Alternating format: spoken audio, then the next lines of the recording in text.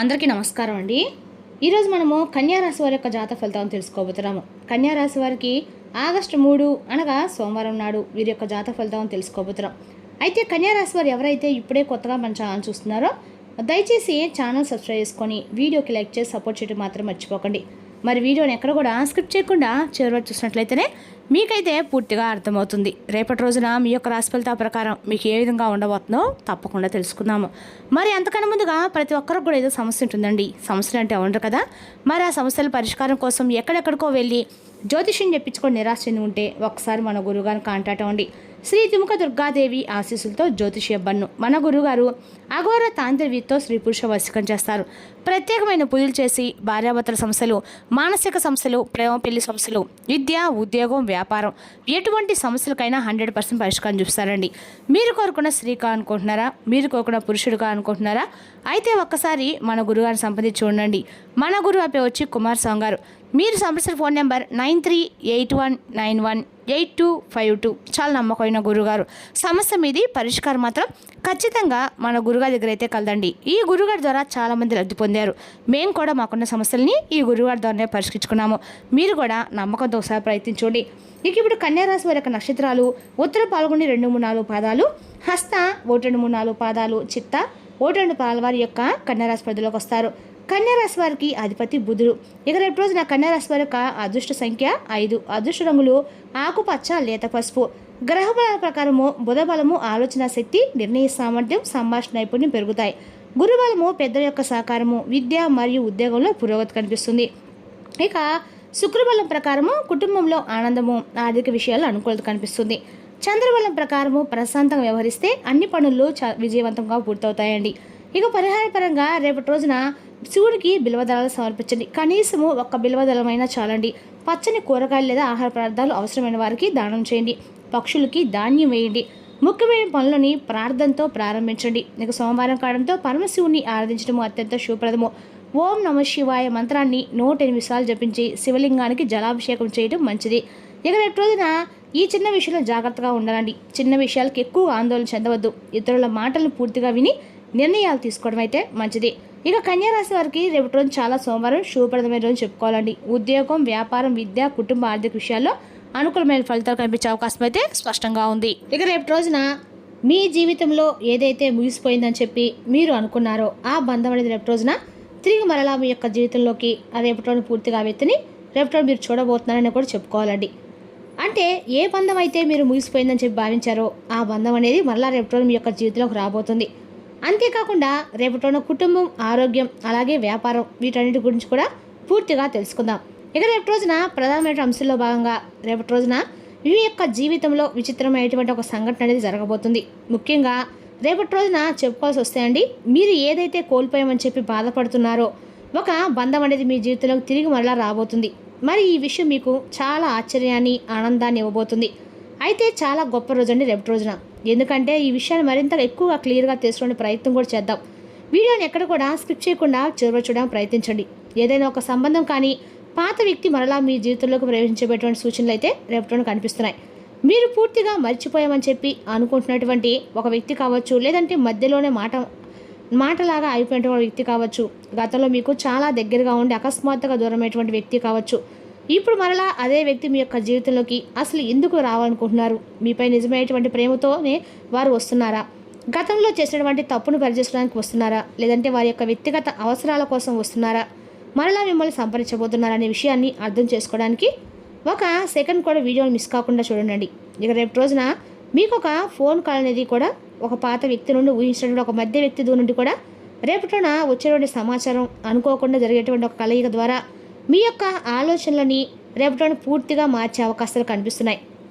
మరి ఆ వ్యక్తి తిరిగి వచ్చినప్పుడు మీరు తీసుకునే ఒక నిర్ణయం అంటే మీ యొక్క ప్రేమ జీవితం కావచ్చు, కుటుంబ పరిస్థితులు, ఉద్యోగం, వ్యాపారం, ఆర్థిక విషయాలపై కూడా చాలా రకాలుగా రేపటి మీకు అనేక రకాలు కూడా సూచనలు అయితే కనిపిస్తూ ఉన్నాయండి. అదేవిధంగా రేపటి మీ యొక్క కొంచెం జాగ్రత్తగా ఆలోచించి నిర్ణయాలు తీసుకోండి. అంటే మీ యొక్క మంచితనాన్ని ఎందుకు బలహీనంగా తీసుకుంటున్నారు?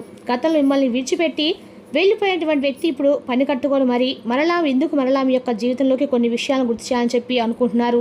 ఇక రేపు రోజున గ్రహ ప్రభావాలు మీ యొక్క కుటుంబం, ప్రేమ, ఉద్యోగం, వ్యాపారం, వివాహం, ధనం, ఆరోగ్యంపై ఎటువంటి ప్రభావం చూపించబోతున్నాయి, అలాగే శుభ ఫలితాల కోసం మీరు రేపు రోజున చేసుకోవాల్సినటువంటి పరిహారాలు ఏంటనేది కూడా క్లియర్గా తెలుసుకుందాం. ఇక రేపు రోజున మీ రాశికి సంబంధించినటువంటి ముఖ్యమైన గ్రహ మార్పులు రాబోయేటువంటి అవకాశాలు, పరిహారాలు, ఈ విధంగా అన్నీ కూడా క్షుణ్ణంగా తెలుసుకుందాం. ముఖ్యంగా ఒక పాత వ్యక్తి నుండి రేపు ఒక ఫోన్ కాల్ అనేది వస్తుందండి, లేదా ఒక మెసేజ్ రాబోతుంది.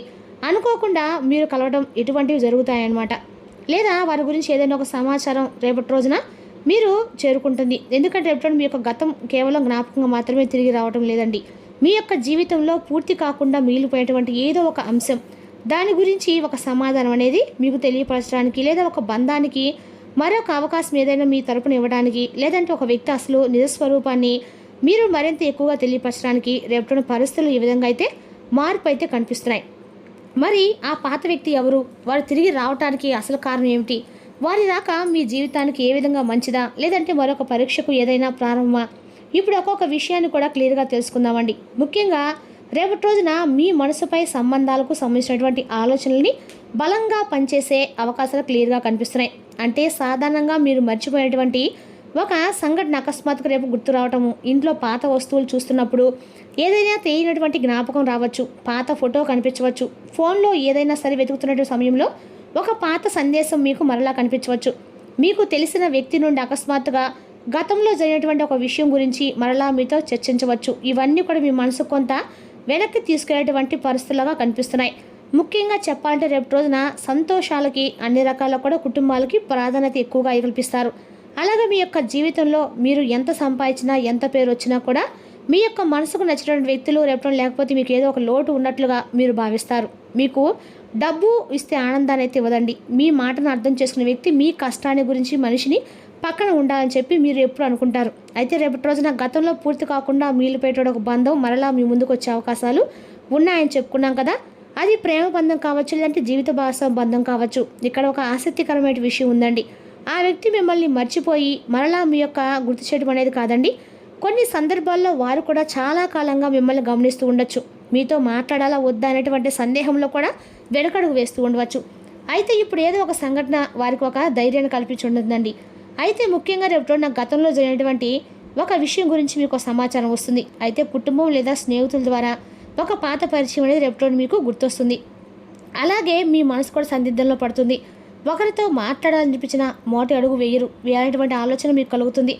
అయితే ఈ విషయంలోనే మీరు సాయంత్రం లోపు ఒక స్పష్టత కూడా వచ్చే అవకాశాలు ఉన్నాయండి.